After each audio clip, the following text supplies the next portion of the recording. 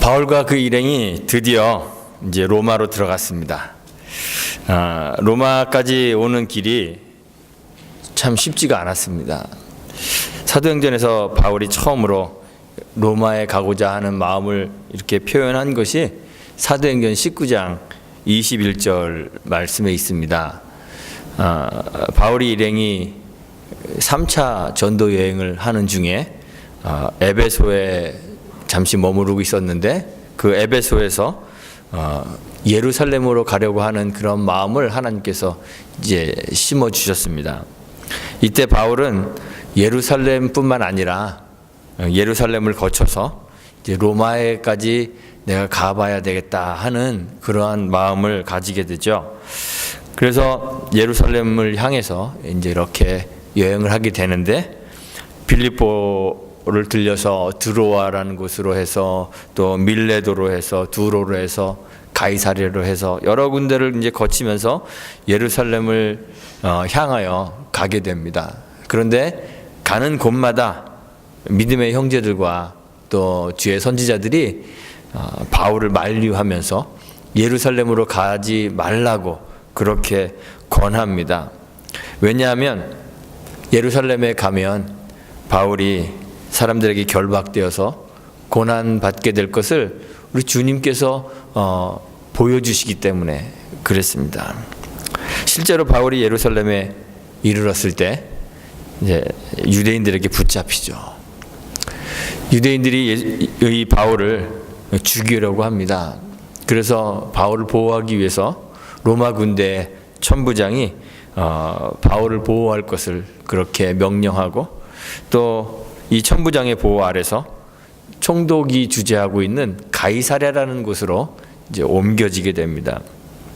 거기에서 여러 사람들에게 신문을 받습니다. 총독 벨릭스에게 신문을 받고, 그다음에 그의 후임이었던 베스도에게, 그리고 아그리빠 왕과 그 동네에 아주 유력한 사람들, 여러 사람들 앞에서 여러 차례로 신문을 받습니다.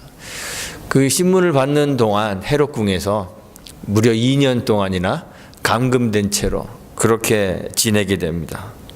2년이 지난 후에 바울이 로마 황제에게 상소를 했기 때문에 황제 앞에서 재판을 받기 위해서 백부장 율리오라는 사람의 그 인솔하에 로마로 향하는 그러한 배를 타고 이제 항해를 시작하게 되죠. 배를 타고 가는 로마로의 항해도 순조롭지가 않았습니다. 일기가 너무 좋지 않아서, 그리고 바람 역풍이 불어서 거꾸로 이제 가려고 하는 방향과 반대 방향에서 바람이 불어서 계획했던 것보다 훨씬 더 많이 시간을 지체하게 되었습니다. 겨우겨우 힘들게 그 그레데 섬 남쪽에 있는, 그 지중해 가운데 있는 그 그레데 섬 남쪽에 있는 미항이라는 곳까지 이제 오게 되었습니다. 바울은 더 이상 항해하는 것이 위험하다고 그렇게 판단하였기 때문에 미항에서 겨울을 나자 이렇게 이제 제안을 합니다. 그런데 선장과 선주 그리고 다수의 사람들이 미항보다는 더 환경이 좋고 또 머무르기 괜찮은 더 큰 도시인 베닉스로 가서 거기서 겨울을 나는 게 좋겠다, 이렇게 생각하고 또 그렇게 제안합니다. 그래서 바울이 했던 제안은 다 무시되고 베닉스라는 곳을 향해서 다시 출항을 하죠. 그런데 그 베닉스까지의 거리는 약 배로 빨리 가면 한 서너 시간 걸리는, 거리로 따지면 한 50마일 정도 떨어져 있는 그러한 곳이었는데, 그 짧은 거리를 항해하다가 그만 감당할 수 없는 폭풍우를 만나서 서너 시간이 아니라 보름 동안 이제 파도와 사투를 벌입니다. 그리고 50마일 가려고 했는데 한 500마일 정도 떨어져 있는 곳까지 정처 없이 파도에 실려서 그냥 떠내려가죠. 그래서 멜리데라는 섬 앞에서 좌초가 되고, 배가 좌초가 되고, 짐과 배는 다 버리고 몸만 상륙하여서 거기에서 겨울을 나게 됩니다. 그리고 석 달을 이 멜리데에서 보낸 거예요. 오늘 본문의 말씀은 이렇게 석 달을 거기서 보내고 난 후에 이제 봄이 되어서 다시 항해를 시작하는 것부터 오늘 본문의 말씀이 시작됩니다. 다시 항해를 할 수 있는 그러한 날씨가 돌아왔습니다. 다행히 그 섬에는 아마도 바울의 일행보다 먼저 그 섬에 와서 겨울을 나고 있었던 그런 배가 있었던 것 같아요. 그 배도 알렉산드리아에서 온 배였습니다. 그래서 성경에 보면 알렉산드리아 배다 그렇게 이제 기록하고 있습니다. 그 배를 타고 다시 로마로 이제 출발하는 거예요. 사도행전 누가 기록했는지 다 아시죠? 예, 누가 기록했다고요? 누가가 기록했습니다. 예, 누가는 의사이기도 하면서요. 의사인데 누가의 기록들을 보면 아주 역사 기록에 있어서 꼼꼼한 그러한 역사 기록자였습니다. 그래서 누가는 이 바울의 여행을 비교적 상세하게 기록하고 있습니다.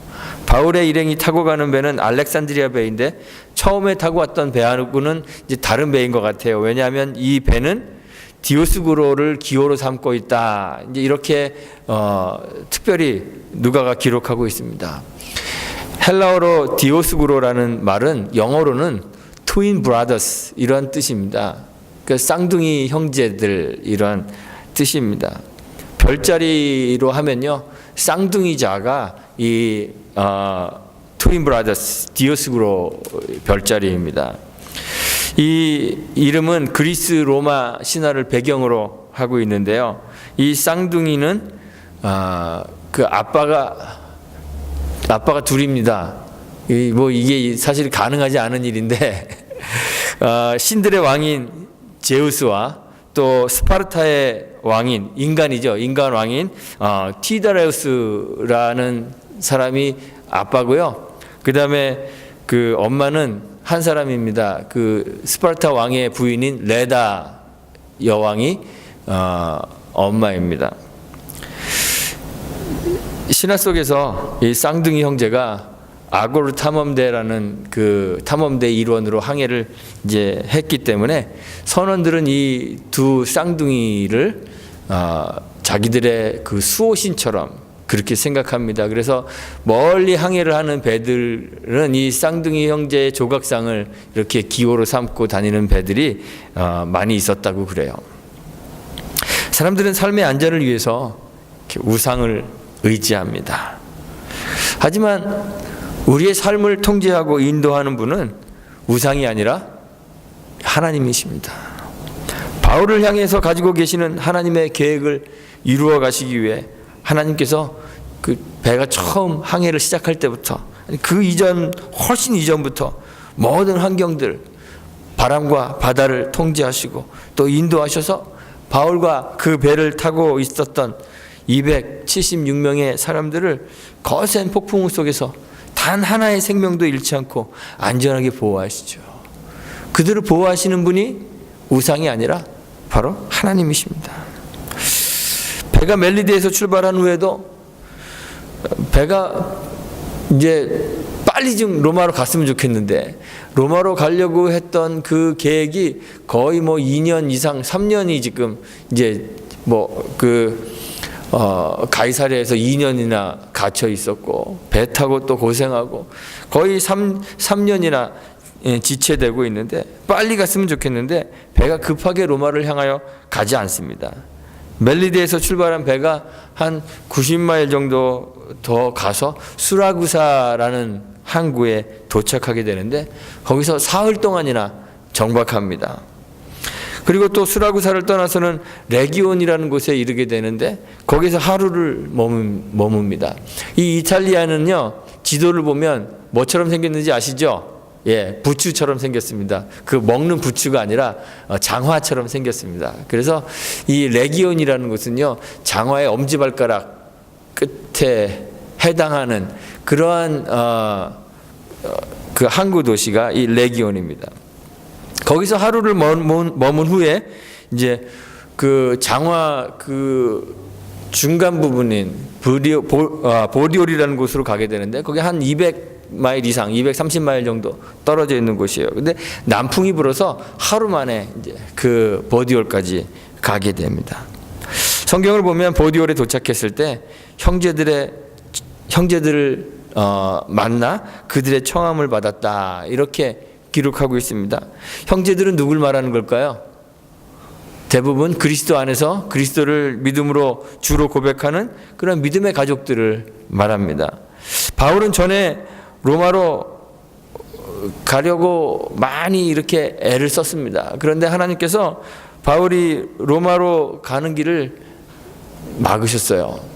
그런데 그 로마에도 바울이 로마에 가기 전에도 이미 하나님의 사랑을 받는 성도로 부르심을 입는 그런 사람들이 존재하고 있었어요. 바울이 로마로 오기 전에 약 3년 전에 AD 한 57년경에 고린도에 있을 때 그 로마로 편지를 쓰죠. 그 편지가 로마서입니다. 이 보디올이라는 곳은 한 로마로부터 한 120마일, 130마일 정도 떨어져 있는 곳이긴 하지만 아마도 바울이 보냈던 이 로마서 편지를 같이 읽었던 그런 사람들인 것 같아요.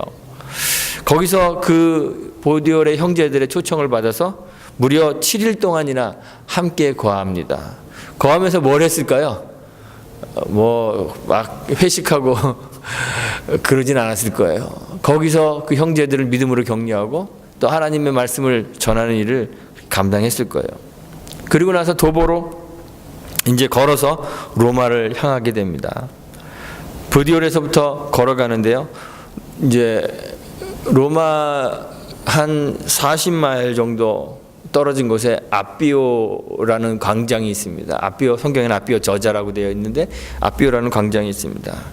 거기까지 믿음의 형제들이 이제 마중을 나와요.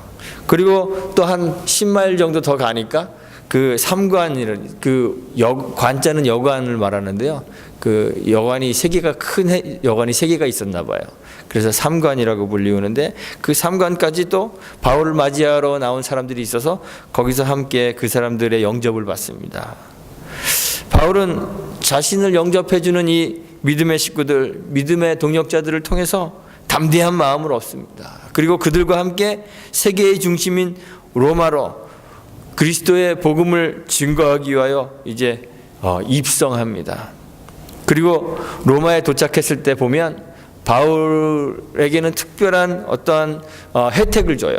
그래서 죄수의 신분임에도 불구하고 지키는 군사 한 명과 함께 따로 거할 수 있는 그런 일종의 자유를 허락받습니다. 하나님께서 바울에게 로마로 가야 하는 사명을 주시고 그를 로마로 하나님이 인도하시는데 그 길이 참 복잡하고 또 고통스럽고 힘들고 어려운 길이었습니다. 예루살렘을 향하여 처음에 출발할 때부터, 에베소에서 출발할 때부터 결박이 예고되었습니다. 유대인들에 의해서 죽을 고비를 넘깁니다. 로마 군대에 의해서 감금됩니다. 초라한 죄수의 신분으로 로마로 오게 되었습니다. 로마로 향하여 뚫려 있는 이 대로를 개선 장군처럼 백마를 타고 그렇게 들어가는 것이 아니라 승전의 나팔을 불며 당당히 입성하는 것이 아니라 죄수로 그 길을 걸어가요.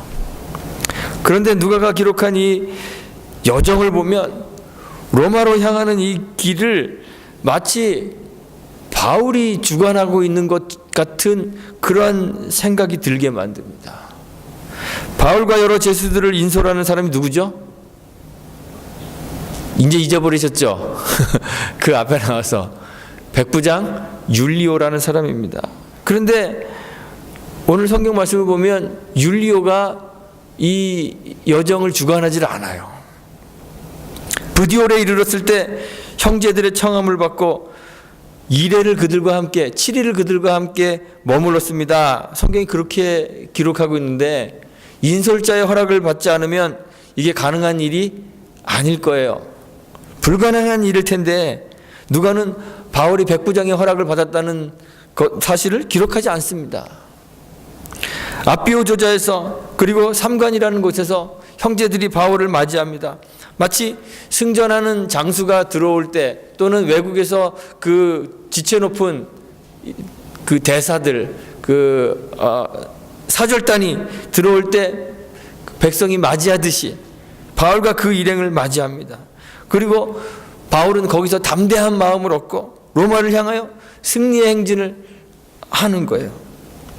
처음 바울이 로마로의 여행을 시작했을 때는 바울의 의견이 전혀 존중이 되지 않았습니다. 이 여행을 주관하는 사람이 백부장 율리오였습니다.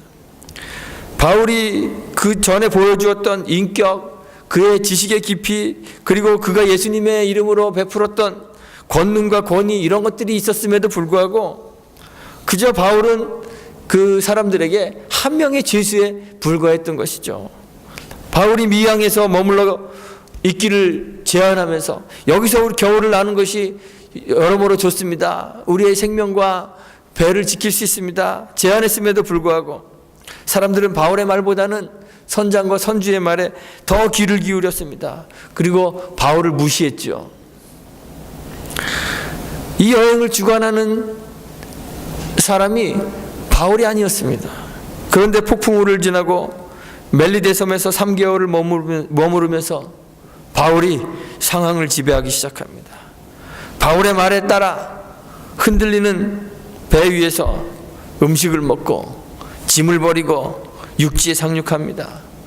바울 때문에 멜리데 섬에서 사람들의 후한 예로 대접을 받습니다. 그리고 그 후의 여정을 바울이 주도해 나가는 거예요. 로마에 들어가서도 죄수임에도 불구하고 그에게 자유가 허락됩니다. 30절, 32절에 보면 그 이후에도 바울이 자기에게 오는 사람을 다 영접하고 담대히 하나님 나라를 전파하며 주 예수 그리스도에 관한 것을 가르치고 있는데 금하는 사람이 없었다고 했습니다. 하나님은 바울을 죽을 고생을 한 죄수의 신분으로 로마로 지금 보내시고 계시는데, 그래서 겉으로 보기에는 정말 지치고 초라한 죄수이지만 사실 바울은 주께서 그와 함께 하시기 때문에 그 여정에서 힘을 얻고 승리한 개선 장군으로 로마로 지금 들어가고 있는 거예요. 우리 주님이 그러셨습니다. 십자가에서의 죽음을 앞두신 주님께서 제자들에게 말씀하시죠. 요한복음 16장 33절 하반절에 세상에서는 너희가 환난을 당하나 담대하라. 내가 세상을 이기었노라. 주님이 자신이 세상을 이겼다고 이야기할 때는 부활하신 이유가 아닙니다. 십자가를 앞에 두고 내가 세상을 이겼다 말씀하십니다. 예수님은 이스라엘의 왕으로 예루살렘에 입성하실 때 화려한 백마를 타고 입성하지 않으셨습니다. 초라한 나귀 새끼를 타고 예루살렘으로 이스라엘의 왕으로 입성하시죠. 그가 세상을 이겼던 방식은 죄수가 되어서 십자가에 달리는 거였습니다. 우리의 눈으로 볼 때 세상은 정말 화려합니다. 세상이 승리자인 것처럼 보입니다. 세상이 그리스도와 교회를 핍박합니다. 하나님 나라를 선포하시며 주의 백성을 부르시는 그 주님의 입을 세상이 막았습니다. 예수님의 옷을 벗기고 그를 때리고 조롱하고 수치스럽게 만들었습니다. 우리 예수님은 그 수치를 다 당하시고 사람들의 손가락질을 받았죠. 그리고 십자가에 못 박히고 죽어서 무덤 속에 갇혔습니다. 세상은 예수를 잡고 승리의 노래를 불렀지만 그러나 예수의 고난과 그의 죽음이 그에게는 승리고 영광이었습니다. 십자가에 달린 예수가 유대인의 왕이었습니다. 바울은 이 십자가의 역사를 깨달았던 사람입니다. 바울이 말하죠. 고린도전서 1장 18절에서 그렇습니다. 십자가의 도가 멸망하는 자들에게는 분명 미련한 것입니다. 그러나 구원을 얻은 우리들에게는 그 십자가의 도가 하나님의 능력입니다. 고린도전서 1장 23절과 24절에서는 십자가에 못 박히신 그 그리스도가 유대인에게는 거리끼는 것입니다. 이방인에게는 분명 미련한 것입니다. 그러나 부르심을 입은 자들에게는 그 그리스도가 하나님의 능력이고 하나님의 지혜입니다. 이렇게 노래했습니다. 하나님은 이 땅에 하나님 나라를 세우실 때 화려하고 세상에 매력적이게 그렇게 만들어 놓지 않으셨습니다. 하나님은 복음을 받아들이는 그리스도인들을 만드실 때 높고 고귀하고 강한 존재로 만들어 놓지 않으셨습니다. 우리를 보화를 담은 화려한 보석 상자로 만들지 않으셨어요. 바울이 고린도후서 4장에서 이야기하죠. 우리는 이 보배를 질그릇에 가졌습니다. 우리는 보배를 담은 투박하고 그렇게 값어치 없는 그런 질그릇들입니다. 이것이 교회가 세상에 존재하는 방식입니다. 바울이 전하는 복음이 그럴 것입니다. 당시 세계의 중심지 로마에서 복음을 전하면 막 금방 교회가 생기고 또 부흥하고 신자들이 많아지고 막 로마 황제와 그 로마의 그 유력자들이 복음을 받아들이고 그래서 그들을 통해서 세계 곳곳에 복음이 전해지고 막 삶의 변화들이 일어나고 세상이 하나님 나라가 되고 그런 일이 일어날까요? 일어나지 않습니다. 바울은 결국 목이 잘려 죽고 베드로는 십자가에 거꾸로 매달려 죽을 것이고 그 외 모든 사도들이 다 극심한 고난과 박해를 받다가 순교할 것이고 신자들 역시 극심한 박해 속에서 힘겹게 비참한 삶을 살다가 많은 신자들이 순교를 당할 것입니다. 그런데 그 고통받는 곳에 세상을 이기는 그리스도의 승리가 있습니다. 매력적이고 자극적이고 육체의 쾌락을 주는 만족을 주는 그 세상의 유혹에 넘어가지 않고 세상에 속하지 않고 영원에서 세상과 우리를 향한 그 계획을 가지고 계시는 세계 안으로 들어오셔서 우리의 삶을 섭리하시고 궁극적으로 그 뜻을 성취하시는 그 하나님의 뜻을 분별하고 그 뜻에 순종하는 것이 우리 인생의 승리이고 우리 신앙의 승리가 되는 것입니다. 거기에 우리의 영광이 있는 것이죠. 우리 교회와 삶을 한번 돌아보십시오. 내 삶을 그리고 내가 섬기고 있는 나의 교회를 한번 돌아보십시오. 고통과 환난이 있습니다. 경제적 어려움이 있습니다. 정신적 피로가 있습니다. 세상 사람들이 좋아하는 세상 사람들이 세워놓은 여러 기준들에 못 미치는 그러한 삶의 환경들이 우리 가운데 있습니다. 속이 상하죠. 스스로 바라볼 때 초라하고 비참해 보일 수 있습니다. 나도 백마를 타고 승리의 행진, 승리의 나팔소리를 높이며 행진하고 싶은데 우리의 삶은요, 죄수의 신분으로 앞비어 가도를 걸어가고 있는 그 바울처럼 참 초라해 보일 때가 있습니다. 초라해 보입니다.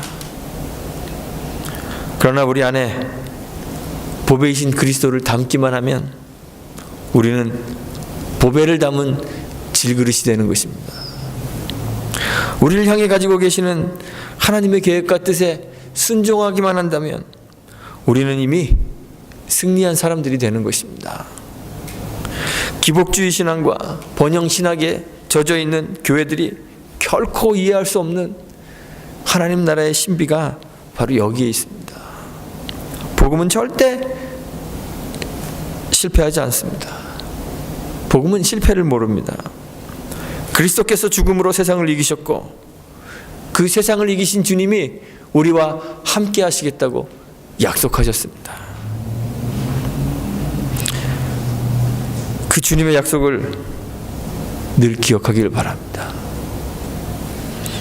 그리고 우리를 향하신 그 주님의 뜻을 분명히 분별하고 고통스럽고 초라하고 비참해 보이는 이 길이라도 순종하며 따라갈 수 있게 되기를 간절히 소망합니다. 그래서 주님이 십자가 위에서 경험하셨던 그 승리와 영광을 우리의 이 초라한 삶에서, 우리의 이 고난 많고 힘겨운 삶 속에서 경험할 수 있게 되기를 간절히 바랍니다. 바울과 같이 믿음으로 승리의 길을 걸어가는 저와 여러분들이 되시기를 주님의 이름으로 축원하고 부탁드리겠습니다. 함께 기도합니다.